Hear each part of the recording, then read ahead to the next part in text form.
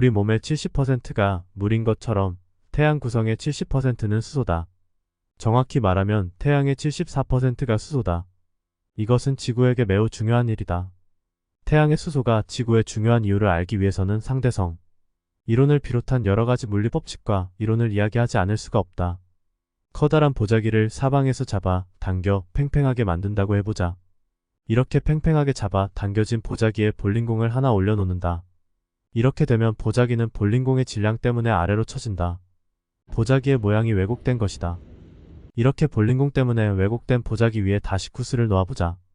어떻게 될까? 구슬은 왜곡된 보자기의 곡선을 타고 볼링공에 탁하니 붙을 것이다. 그것이 중력이다. 이때 보자기는 시공간을 의미한다. 아인슈타인은 중량이 시공간을 왜곡한다고 생각했다. 볼링공과 구슬처럼 왜곡된 시공간에 있는 물체는 더 무거운 쪽에 달라붙도록 된다. 이것이 지구가 태양의 궤도에 붙어있는 이유이다. 태양은 엄청나게 무겁다. 그러나 이런 태양 또한 하나의 덩어리가 아니라 무수하게 많은 입자의 집합체다. 태양은 엄청나게 많은 수소의 집합이다. 각 개의 수소가 개별로 존재하다가 우연히 그 질량으로 시공간을 왜곡하면 그 주변에 있는 수소 원자들은 조금 더 무거운 수소 원자 근처로 달라붙는다. 구슬 두 개가 놓여있는 보자기에 세 번째 구슬이 달라붙는 것처럼 말이다. 이렇게 시간이 지나면서 점차 지나가던 구슬이 하나 둘씩 모인다. 이렇게 모여진 형태가 태양이다. 태양은 수소의 집합이다. 그러나 이렇게 계속해서 입자들이 모이게 되면 강한 압력이 생긴다. 압력이라는 것은 열이 된다. 이유는 이렇다. 모든 원자는 떨고 있다. 서로 거리가 멀리 있을 때는 아무런 영향을 끼치지 않다가 점점 가까워지면 떨림이 서로에게 영향을 주기 시작한다. 쉽게 말하면 이렇다. 두 대의 스마트폰 진동을 켜고 1m 간격으로 두자. 그렇다면 이 스마트폰은 서로 아무런 영향을 받지 않는다. 그러나 진동이 울리는 스마트폰을 딱 붙여 서로 맞대어 보자. 그렇다면 양쪽의 떨림은 서로가 서로를 미세하게 때린다. 이렇게 떨리게 되면 운동량이 커진다. 이때 나오는 공식 EMC. 에너지는 질량 곱하기 속도의 제곱. 물론 수소 원자 하나의 질량은 엄청나게 작다.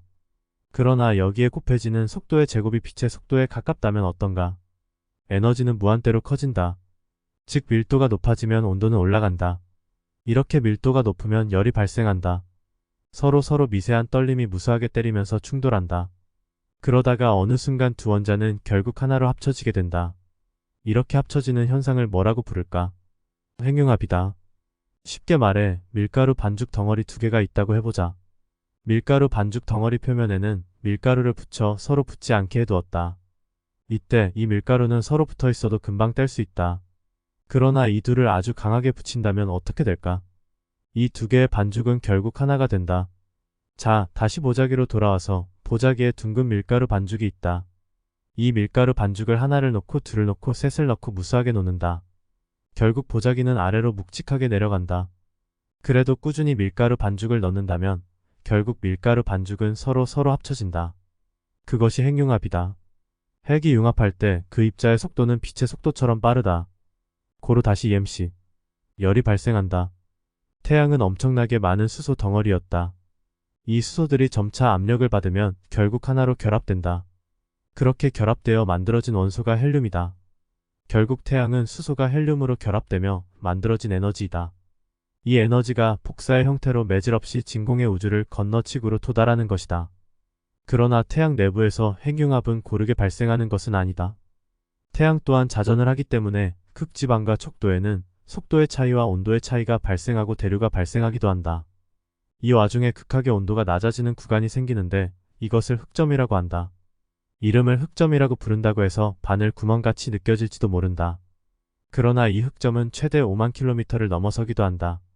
참고로 지구의 직경이 12만 킬로이니 지구의 4배나 되는 것이다. 이렇게 급격하게 에너지가 낮아지는 경우는 꽤 주기별로 발생하는데 대략 9년에서 14년마다 반복된다. 지구의 역사에서 12세기 정도가 되면 흑점의 영향으로 급격하게 온도가 내려가는 구간이 생긴다. 이때 지구는 소빙하기를 맞이한다. 소빙하기는 지구를 차갑게 만들었다. 지구가 차가워지면 태양 복사열을 받아 바닷물을 증발하던 현상도 느려진다. 즉 강수량이 낮아진다. 낮아진 강수량과 기온 때문에 몽고 평야 지대에서는 초원이 넓게 펼쳐지며 초목 생활을 하던 유목민들이 말을 타고 확장할 수 있는 토대를 만들게 된다. 또한 가축을 이용하여 장거리 여행 또한 가능해진다. 이 시기에 동양과 서양에서는 엄청나게 많은 교류가 생기는데 이때 문화와 경제적 교류뿐만 아니라 사람이나 풍토병도 함께 이동된다.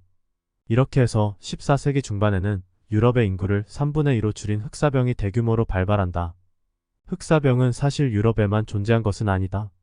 그러나 상업과 도시화가 급속도로 진행되었던 유럽은 도시 밀집 지역이 많았고 비위생적인 환경이기도 했다.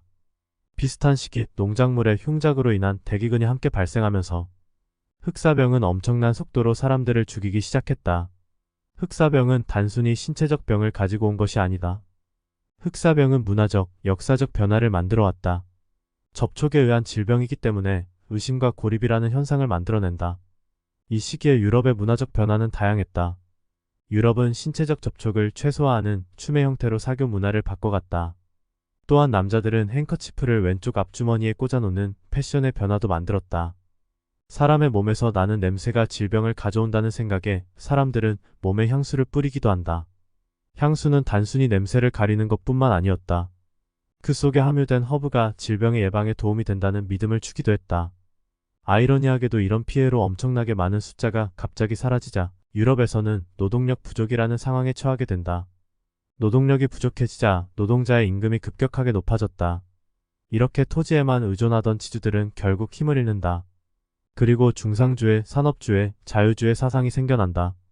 1776년에는 애덤 스미스가 국부론이라는 책이 쓰여진다.